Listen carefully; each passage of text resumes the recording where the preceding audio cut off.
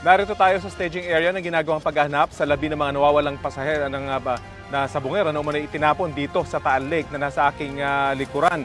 Dito nagko-consolidate ang iba't ibang ahensya na tumutulong sa search operation sa pangunguna ng Philippine Coast Guard at iba't ibang government at law enforcement agencies.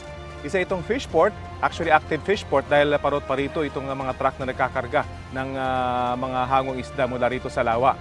Dito manggagaling ang mga divers na nagsasagawa ng paghahanap. Kaninang umaga ay nakapag-dive na ang unang set ng mga divers para tingnan ang ilalim ng lawa kung saan sinasabing itinapon ang mga labi ng mga nawawalang sabungero. Sa tagal na ng panahong sila ay tinapon dito, mga buto na lang ang inaasahang makikita kasama siguro yung kanilang damit at kung may mga pabigat na ikinabit sa mga katawan para ang mga ito ay lumubog. Ipinakita kahapon sa media yung general area na itinuturo ng whistleblower na si Dondon Patidongan.